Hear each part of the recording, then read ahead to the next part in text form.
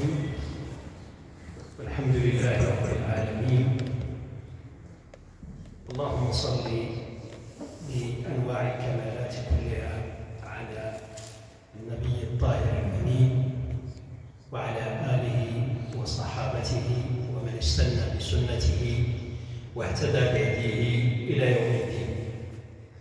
السادة الأفاضل المحترمون، علماءنا الأجلاء، السيد الكاتب العام للمجلس العلمي الأعلى، السيد رئيس المجلس العلمي الجهوي لجهة بن بلال خليفة، السيد رئيس المجلس العلمي المحلي لأزلال، السيدين الفاضلين رئيسي المجلسين العلميين المحليين لكل من بني بلال والفقيه الصالح، السادة العلماء، السيدات العالمات، أعضاء المجلس العلمي المحلي لأزلال، السادة الأئمة المرشدون والمرشدات، السادة أئمة وخطباء المساجد والقيمون الدينيون بشكل عام، أيها الحضور الكريم، السيد الفاضل المندوب الإقليمي للشؤون الإسلامية،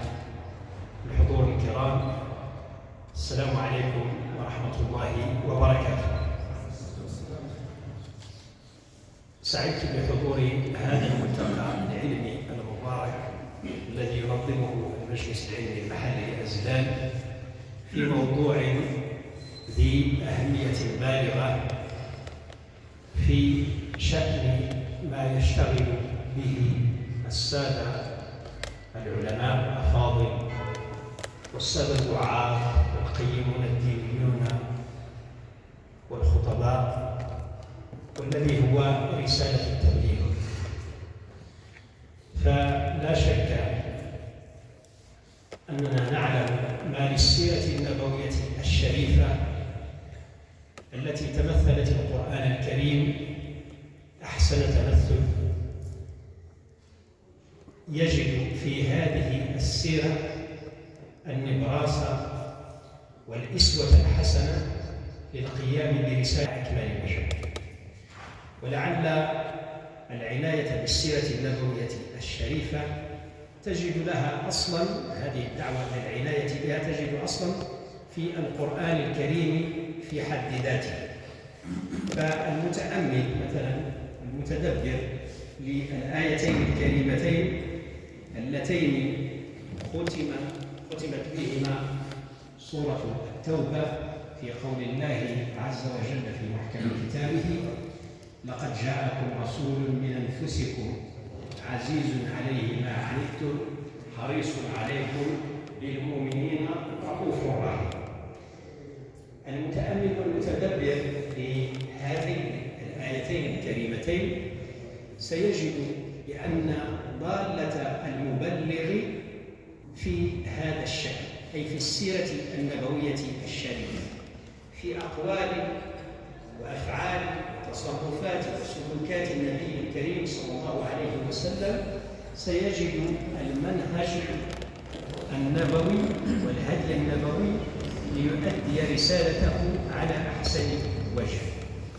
لقد جاءكم رسول من أنفسكم، فالمبلغ هو من الناس، من قومه، يعرف أمور قومه، يعرف المشاكل التي يمكن أن يعالجها المبلغ في حيه، في قومه، في دواره، في دائرته، في محيطه، فهو من أنفس الناس، متأسيا في ذلك بالنبي صلى الله عليه وسلم.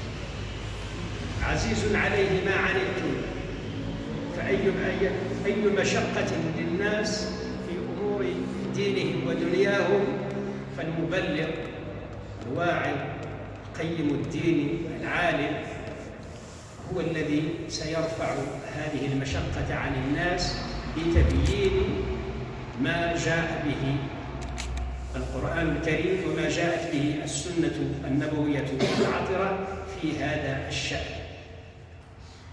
وهو بالمؤمنين رؤوف رحيم. هذه الرأفة والرحمة المتجسدة المتجسدة في شخص النبي صلى الله عليه وسلم في علاقته بالناس، في تبليغه للرسالة. على الإنسان أن يطلع على هذه السيرة النبوية حتى يتمثل هذه الرأفة وهذه الرحمة، حتى تكون لرسالته أثر ووقع في نفوس الناس.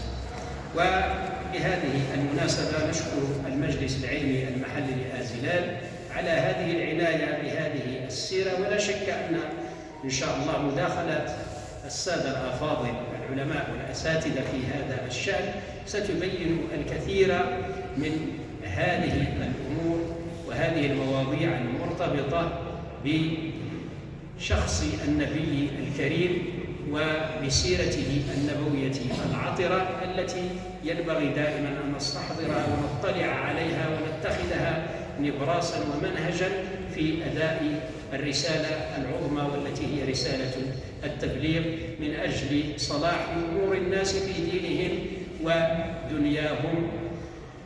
ونسأل الله العظيم أن يكلل أعمال هذه الندوة المباركة بالتوفيق والسداد، وأن يجعلنا دائما من الذين يعملون ويسمعون ويعملون، وأن يجعل أعمالنا كلها خالصة لوجهه الكريم في هذه المملكة الشريفة المباركة التي يقودها إمام مصلح نسأل الله له النصر والتأييد، مولانا أمير المؤمنين سيدي محمد السادس دام له النصر والتمكين.